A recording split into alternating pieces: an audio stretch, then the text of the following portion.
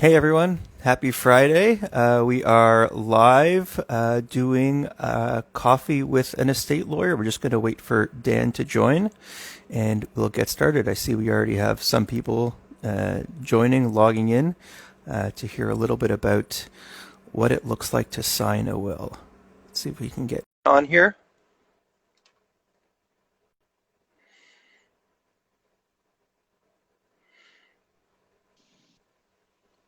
Hey Dan, Morning.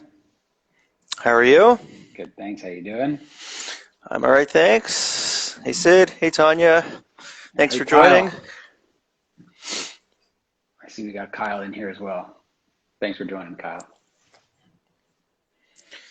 It's going to be a good one today. It's going to be a fun one. So while we wait for some more people to join, it's let's see, what did you bring along with you today in the mug department? Today I've got a very festive-looking mug. We got Snoopy on top of a doghouse, all full of nice lights. It might be a little bit early, but the holiday season is coming, so I went for it today. What about you? Kyle says, first time caller, long time listener. So maybe that means he's going to ask some questions. For me, I've got, so my kids, as you know, I have two kids, and they both like to drink tea sometimes. And so what we did is we got them mugs with their first initials on it. So I've got Ricky's mug that's got the R on it, but you see it's really small. Can't put a lot of coffee in here, and it's certainly not enough for me. So I actually filled up two mugs with coffee. And so my daughter Annie has her mug that she uses for her tea. So I've got two mugs, and that's what I'm drinking coffee out of today. Perfect. I almost brought, I have an R mug as well for Rachel, and one for me, but I thought that I had maybe brought one of those before, so I had to go holiday vibes today. I think holiday's the way to go this time of year, especially everyone's doing their Christmas shopping early because might not be able to do it later. All right, what do you think? Should we get started? Yeah, let's do it. All right. So this is episode number 4 of Coffee with an Estate Lawyer. For those that don't know, November is Make a Will Month, at least here in Ontario. And Daniel and I thought we would take that opportunity to do these Instagram Lives. We've been doing them every Friday at noon. And the idea is to hopefully teach people a little bit about wills and estate planning, answer some questions, come up with some interesting topics for discussion. And we've had lots of good discussion. We've had lots of good questions. We busted some myths. We've talked about guardians. We've talked about executors. And so today we are going to talk about what you need to do to make a will valid. How do you make a will legally binding? And, I think this came up in our myth busting episode. The question was, do you need a lawyer to make a will? And of course, the answer was no. It's a question we get all the time, and we have an online will platform, and so you don't need a lawyer to make a will. That's the question we answered a few weeks ago. But this is a bit of a different question. Okay, I can make my own will. I can make a will using an online platform. But now do I have to call a lawyer or get in touch with a lawyer to make the will valid? Does a lawyer need to watch me sign my will, or do I need a notary to stamp my will for it to be valid? That's the first question. So as you said, it's a good question, and it's a question that we get often, and it's a really important question because it's actually the most important part of the process. So if you go through the time and the energy to create a will, but you don't sign it in accordance with the signing procedures, it's like having done nothing at all. So let's talk about what you have to do to sign your will in accordance with the rules of the province. So we're going to speak about Ontario here. There are some differences across the provinces, but for the moment, we'll keep it Ontario specific. So from a very high level, you need to sign your will. So the testator, the person who is making the will, needs to sign the will on the back page in the presence of two witnesses. So there are some rules around who can and who can't be witnesses. Generally speaking, they need to be adults, and they should not be receiving anything under the will, and they shouldn't be a family member of anyone who's receiving something under the will. So they're going to be there with you. They are going to watch you sign. Then they are going to sign. It's not required, but it's customary that you and your witnesses will also initial every single page. Again, that's not legally required, but it is considered to be best practices when it comes to making sure that your will has been signed in accordance with sort of the rules and the conventions. And you do not need a lawyer to be one of the witnesses. You don't need a lawyer to watch the signing process. You don't need a lawyer to stamp the last page or any other page. Your will can be signed entirely without lawyers involved. And most wills are signed sort of in that way. Yep, that's exactly right. One of the interesting nuances is that most of the time you'd say to somebody, you're not allowed to have a relative or somebody who's receiving a benefit under the will. You're not allowed to have them sign your will. Like technically you are. They can be a witness and the will is valid, but the catch is that anything that they would have gotten under the will gets canceled. So that's why you would generally say to someone, no. If anyone's named in the will or might get anything under the will, a lot of people who are signing it who don't do their will with the lawyer will go to a friend or neighbor. You need two witnesses, like you said. So, somebody who's unrelated to you, who's not getting a benefit under the will, those are always good people to have, as witnesses. So, what about other forms of doing a will? You've talked about, putting a will on paper, but what if can I tell somebody what my will is? Can I just say, this is how I want to leave my stuff? And let's say I get a bunch of people in a room and I say, okay, this is how I want to leave my stuff. Or what if I videotape myself?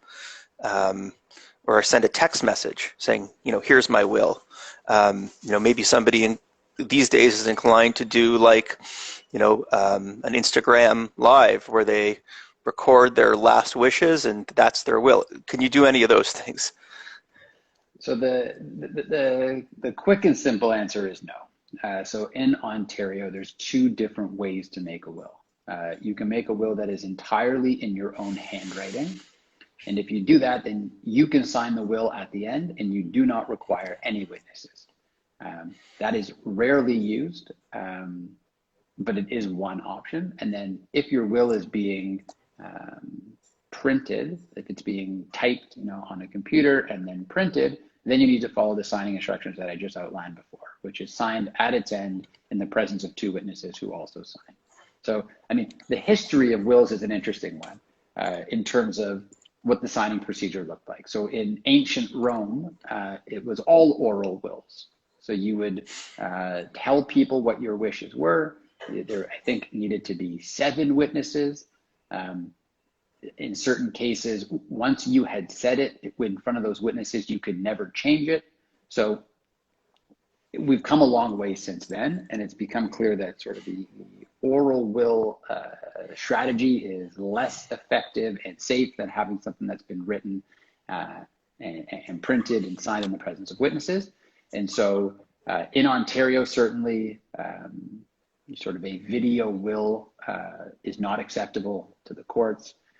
Text message wills would not be acceptable. There are certain provinces and certain other countries that sort of have their own way of determining whether a will is valid, and sometimes they are more open to looking outside of the strict requirements. But in Ontario, that is not what you should be doing. In the hopes that something will cure it and make it binding. You should focus on the things that we've discussed here already. I think that's a good idea. So on that topic, so as I mentioned, in Ontario, for the last number of years, and that's a big number, 50, 100 years, the rules have been that you needed to sign your will in the presence of 2 witnesses, and in the presence of meant that your witnesses needed to be beside you. Obviously, with COVID and physical distancing guidelines, that became problematic. And you weren't supposed to be within 6 feet of someone else. And so what are you supposed to do if you want to get your will signed? It raised a lot of questions. And so in this COVID world, what are you supposed to do about it?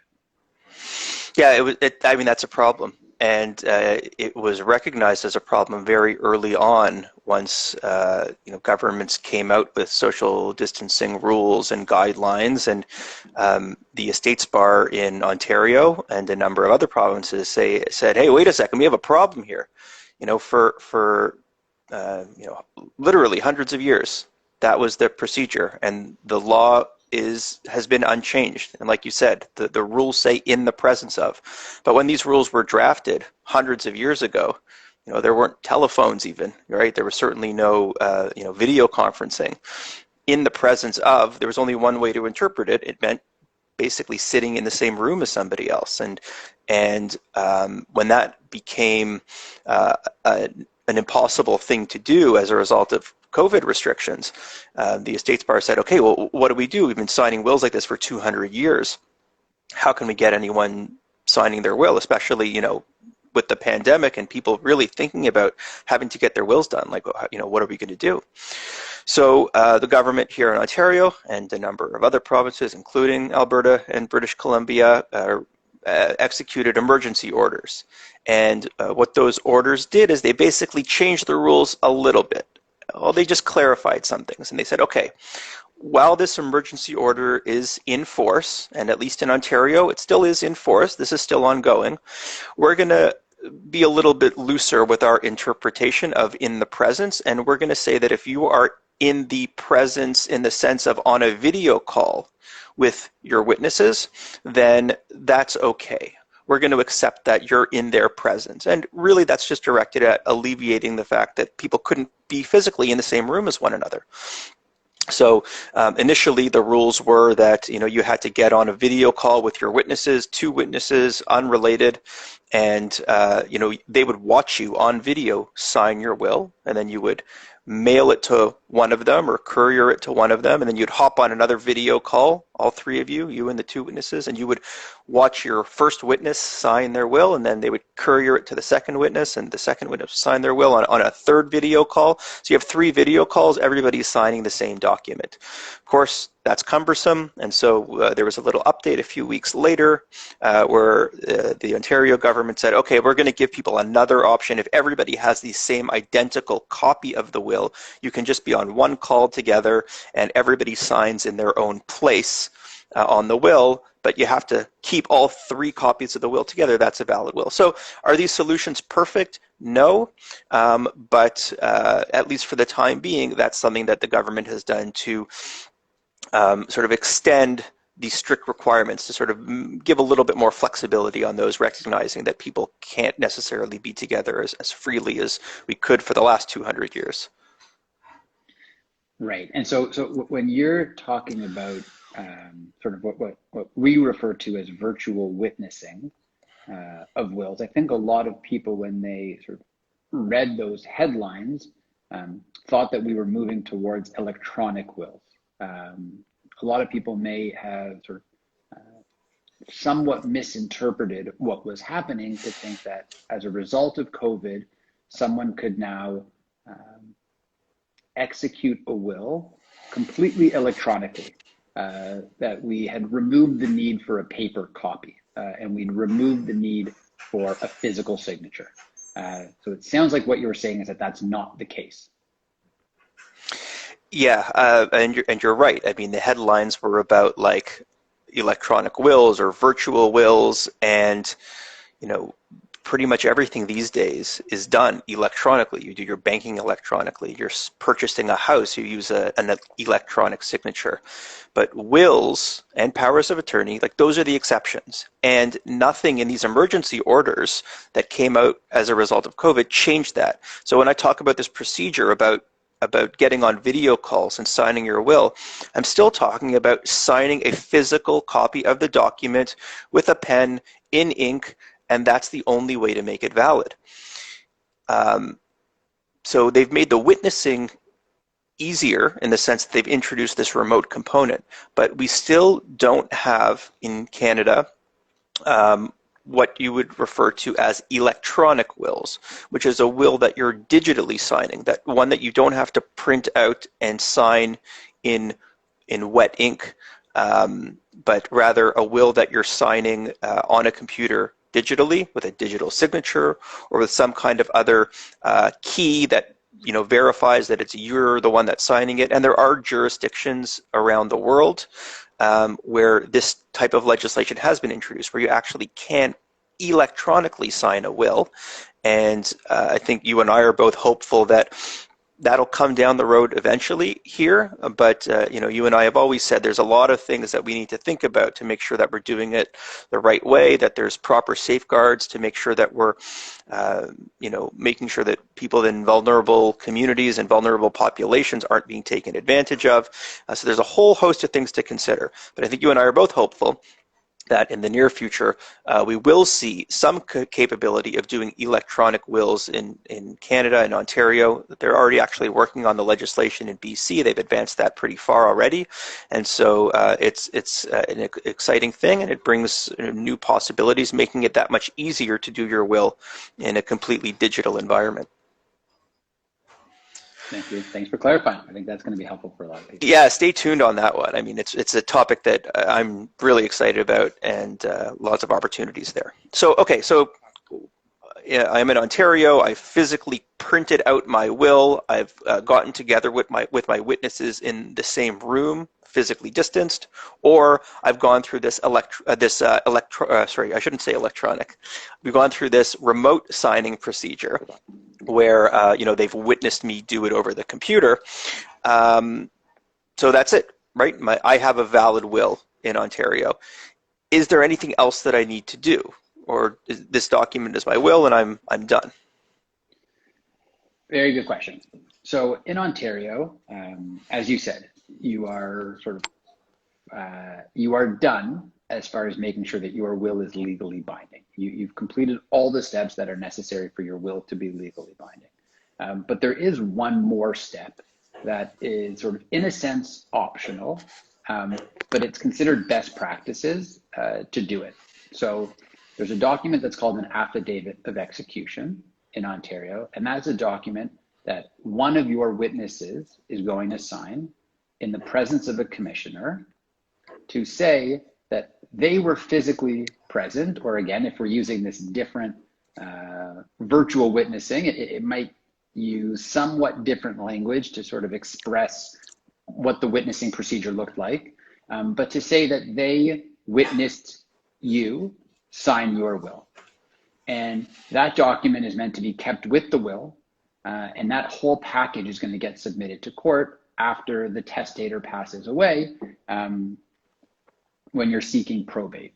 And that's a really important document to have when you submit a will for probate. That helps the court to prove the validity of the will. And so again, it is not required to make the will legally binding. The will is legally binding without it. But that will help when that will is actually submitted to the court to make that process easier and quicker and more streamlined. Yeah, there's a list of things you have to submit when you're going to probate a will, and that affidavit is one of them. If you don't have it, it's not insurmountable. There are things you can do to get around it, but like you said, they're costly, they're time consuming. In a best case scenario, you have to go find the people that witnessed that will, and then they can do this affidavit. But I mean, sometimes that could be 30, 40, 50 years after the fact. The witnesses may not be around anymore, and can they attest to all the details of the signing that happened 30 years ago? Maybe yes and maybe no. So the best time to do it is as soon as possible after the will is signed. And again, it's a procedure where one of the witnesses swears a statement in front of a lawyer or a notary saying, this is what happened.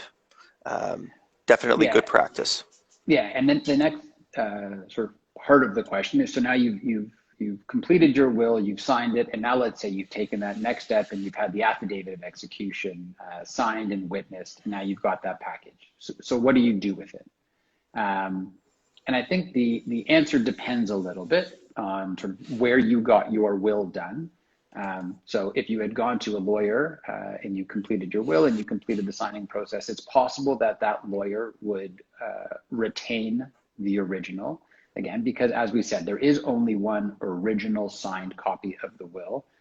That's the important one. And notwithstanding that you could make copies, it's going to be the original will that needs to be submitted to court. So it's really important to make sure that that is kept in a safe place. So if you've done your will with a lawyer, it's possible that the lawyer would hold on to it for you. Lots of lawyers that aren't all that interested in holding on to original wills, and so they would give it to you to keep safe. If you used an online platform like Epilogue, after you'd gone through the process and signed everything, you don't send it back to us. We're not holding on to it for you. The idea is that you should keep it in a safe place and notify family members, the person that you've named as your executor, as to where it is, so that when the time comes, someone knows where to look so that they can find it. We've often heard people say, should I keep it in the safety deposit box? My hunch is that fewer and fewer people have safety deposit boxes now, whereas once upon a time it may have been something that was much more commonly done. Certainly sort of in my circle, of friends and colleagues, I don't know that many people have safety deposit boxes, but if you do, you should not keep your original will in your safety deposit box on the basis that it may be very difficult for someone else to get access to your safety deposit box in the future. And this is going to be a really important document for people to have access to when they need it. Yep, very good point. Wonderful. Okay, so now you've got your will, you've signed it, you've signed the affidavit of execution, you are keeping it in a safe place, and now 2 years later, you decide you want to make a change. So the person that you've named to be the guardian, you no longer think is the right person for that job. So what do you do? I'll start with what you do not do, which is you cannot take the will that you'd signed 2 years earlier and cross out the name of that guardian and write in someone else's name. The bottom line is that once you sign a will and once your witnesses, if you do it in the witnesses and you make it a valid will, it's like it's in stone, that document. You can't make alterations to that document after the fact. So if you want to make an update to a will, really the best thing to do is make a new will. When you make a new will, it revokes the old one. Like you said, you only have one will that exists at any given time. So when you make a new will, the old one is done, and you've made the changes. And again, one of the reasons why on Epilogue we want to give people the ability to make updates for free whenever they want, because then if they want to make that change to a guardian, they can go in, update their answer, print it out, and re-sign it. You do have to go through that whole signing procedure again to make the new will a valid will, but that is the correct way to do an update to a will. So I'm just going to make one more point on that, which is if you've used an online service like Epilogue to create your will, and you have that physical document that has been signed correctly in a drawer somewhere safe, and you log back into Epilogue, you make a change. That change that you've made in the system is not going to be reflected in the document, right? That document that's still sitting in your drawer is unchanged. So it's really important to remember that when you go in to make that change, that you regenerate your documents, reprint your documents, do a new signing procedure such that you have a physical document with your current wishes that has been signed, and that is going to revoke any earlier documents that you created. And I think that's really important for people to remember and understand. So you can do it, and it's relatively easy and straightforward to go do it. You want to change your guardian, you want to change your executor. If you did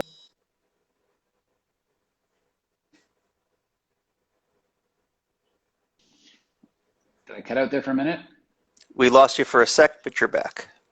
Okay. If you've left a watch to someone in your will and then you end up selling that watch, so it doesn't exist anymore, and so you want to go in and update your will to remove that gift, all of those things are relatively easy to do as long as you go through and follow the right process and make sure that you have a signed will that states your current wishes. Yep. Wonderful. Okay, so we discussed at the beginning this idea about holograph wills. So a Yep. will that is entirely in your own handwriting, signed at the end by you, which doesn't require witnesses. And so I am certain that there are stories of people who sort of were in a particular situation that necessitated that they do a holograph will, right? So if you had all the time and the resources and you were at a computer and you had the ability to type everything out and sort of set out your wishes exactly as you wish for them to be, obviously that is preferable. But there are some people who, out of a particular circumstance, would only have the option available to them to create a will in their own handwriting. And then there's the people who just would have chosen to do something that is much simpler. So I know that you've collected some stories of people who have chosen to go that route, the holograph route, and I'm hoping you can share some. Yes, I have, and yes, I can. There's so many interesting stories in the estate planning world. We talked about some of them a couple weeks ago when it came to funny things that people put in their will. So I've got some interesting stories about how people sign their wills in an interesting way. So one of the most famous stories about a holograph will actually comes out of Canada. This was a case in Saskatchewan, an unfortunate story. So this was a guy who left his house one day. He was working on a farm, left his house one day, said goodbye to his wife and kids, and he was working on his tractor.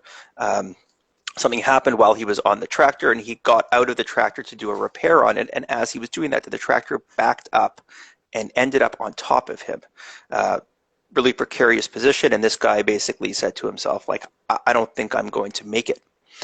Pulls out his pocket knife, and on the fender of the tractor, he scratches out very basic, like a one-line will. It said something to the effect of everything to my spouse, everything to my wife. I have it here. In case I die in this mess, I leave all to the wife. And then he signs his name. And he wrote that with his pocket knife. He scratches it into the tractor of the fender. Anyways, investigators come. This guy unfortunately did pass away under the tractor. Investigators come. They find the fender that's got this stuff scratched into it. And the question is, okay, is this a valid will? So they remove the fender from the tractor and they take it to the court and they submit the fender of the tractor for probate. And the court says, yeah, this is a valid will. This meets all the requirements. He signed it. It was in his own handwriting. He found the loophole that, like, it doesn't actually have to be on paper. You can, if you've done it in your handwriting, it can be in another medium. Here's another one. This one comes out of Pennsylvania. So this was a woman who passed away in 1913, and she had a recipe book. And in her recipe book, she had written this. She said, chop tomatoes, onions, and peppers fine. Measure tomatoes when peeled. In case I die before my husband, I leave everything to him. That was in her recipe book. And it was submitted to the court after she passed away. And it was determined that that was a valid will. This one is super interesting. This was a case in which a blank piece of paper, literally, piece of paper with nothing written on it, was submitted to the court for probate. This was in California in 1950. And the court found that this blank piece of paper was a valid will. Well, why? How could that be? Yeah. The situation here was that a woman who was blind, her name was Beth Bayer, she didn't know that the pen that she was using to write had run out of ink. So she was applying pressure to the paper and writing out her last will, and she signed it and everything like that. But there was actually nothing on the paper. So they submitted it to the court, and they were able to find somebody who could interpret the pressure points on the paper to make out what she had actually written, and that was a valid will. So I guess they were able to interpret it in that way, which is really interesting. Some other places where you see wills, a guy who passed away with a $6 million estate. This was, I don't know where this was. $6 million estate. He wrote his will in his hospital chart, but again, it was in his own handwriting. And a really interesting one actually came out of Australia not too long ago. It was 2013. So this is a guy who sadly took his own life, but before he did that, he wrote his will on his iPhone in the Notes app. So he created a note called Last Will and Testament, and he wrote out some final wishes, and he actually went so far as to name an executor. Like, this was done with intention, but it went to the court. This was in Australia because it didn't follow those strict rules that Australia has for making a will properly. Now, Australia is one of those jurisdictions that you mentioned where they have this ability to be a little bit flexible. You know, in Ontario, you got to do what the rules say, but in lots of other jurisdictions, there is some flexibility if other requirements are met. And there the court said, okay, well, this is a document. It was on his phone. That's requirement number one. It has to be a document, and this meets the test. It's a document. They said it has to express testamentary intentions, and this clearly did. I mean, it was labeled Last Will and Testament, and it was intended to be the Last Will and Testament, and it had the instructions. It named an executor. The third requirement is that it was intended to serve as a will. So again, for the reasons I mentioned, the court said, yep, this was clearly an intention that this guy had for this to be his will, and so they upheld that will as a holographic will. There's lots of these stories, lots of ways that people get creative. I think recently Aretha Franklin passed away. They found handwritten wills in her couch cushions. So, you know, we've got lots of interesting stories about what people do in their wills, but now we also have interesting stories about how people actually create their wills, and we could probably find time to share more of those in the future as well. That being said, I don't think we would endorse necessarily, you know, etching your will into the side of your car or writing it down in a recipe book or on your phone. The correct way to do a will, at least in Ontario, certainly, is to do it with two witnesses present when you sign your will, and that way you're sure you have a valid will. You don't want it to have to go to court. That's right. And you know, and the benefit of using a system like Epilogue or seeing a lawyer and making sure that your will is drafted in a way that sort of accounts for different situations, right? And so, you know, the tractor situation of all to wife. So had the wife, you know, predeceased, I mean, I guess that wasn't likely given the precarious situation that he was in, but it wouldn't have provided for any alternatives, or the naming of an executor or the naming of a guardian. And so in some cases, these can be upheld, but they would still likely be in some ways deficient, and leave a lot of questions as to what's meant to happen with some parts of the estate. So certainly we don't sort of endorse those as a best practice. You know, they're interesting stories to hear about. And as you said, you know, different jurisdictions have different approaches in terms of what they will and won't accept. And so this is not something that, you know, that people want to leave to chance, to put in front of the courts and wait to find out whether or not they consider it to be a valid will. So in the jurisdiction where you are, you know, it's best practice to follow the rules and have that absolute certainty right away that what you've done is correct. Yeah, so and go ahead. I see we're sort of running to the end of time. I think we're over. I think we usually are. So I will leave it to you to give us the last word. I hadn't thought of a last word. I guess the last word is, if you haven't already, you know what? Here's a good last word. A lot of people think that when you go to do a will online on a platform like Epilogue, the will is valid because you've gone on and answered all the questions and perhaps even paid for the service, right? I guess the take home in all this is that there is more to it. we do what we can to make sure that the people that use our platform get their wills signed. We send them messages and send them emails and do what we can. But now anyone watching this knows that the right way to make a will valid is to sign a will. And so if you haven't already done so, sign your will. Wonderful. We will be back next week. And I think we're going to be talking about what happens when somebody wants to challenge a will. That's always a topic that people find interesting because it's also a question we get, can my will be challenged? So we'll talk about that next week. Until then, everyone enjoy the rest of your day and enjoy your weekend. And thanks for joining us on Coffee with an Estate Lawyer. Thanks very much. Bye, everybody. So long.